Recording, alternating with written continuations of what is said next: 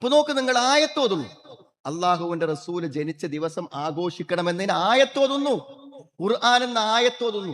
ഖുൽ ബിഫളലില്ലാഹി വബിറഹ്മതി ഫബിദാലിക ഫൽയഫ്റഹൂ ഹുവ ഖൈറും മിമ്മാ യജ്മഊൻ.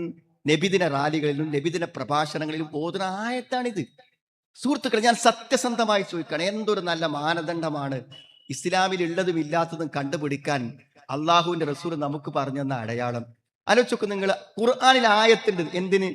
നബി സ്വല്ലല്ലാഹു അലൈഹി വസല്ലം ജനിച്ച റബീഉൽ അവ്വലിന്റെ അന്ന് 12-ന് നമ്മൾ ആഘോഷം നടത്തണമെന്നതിന് ഖുർആനിൽ ആയത്തുണ്ട്.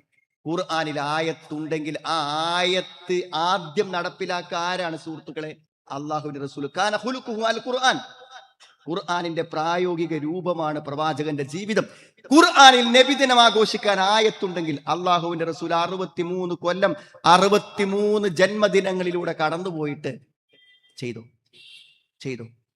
63 ജന്മദിനങ്ങളിലൂടെ 40-ാമത്തെ വയസ്സിൽ നുബുവത്ത് കിട്ടിയിട്ട് പിന്നെ എത്രയുണ്ട് സുഹൃത്തുക്കൾ? 23 റബീഉൽ അവ്വൽ വന്നില്ലേ?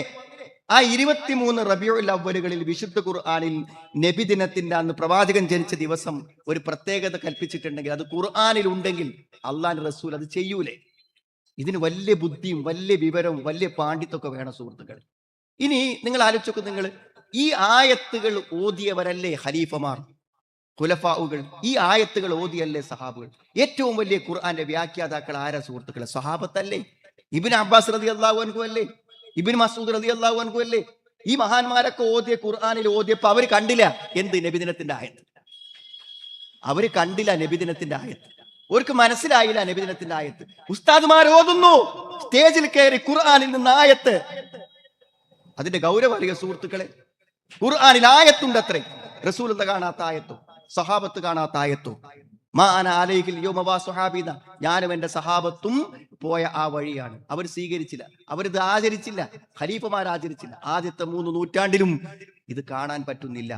ഇനി എന്തൊക്കെ തെളിവ് കൊണ്ടുവന്നാലും, ഏതൊക്കെ ആയത്തും ഏതൊക്കെ ഹദീസും കൊണ്ടുവന്നാലും വിനീതമായ ഒരു ചോദ്യമേ ഉള്ളൂ, മാ അന അലൈഹിൽ യൗമ വ സുഹാബി.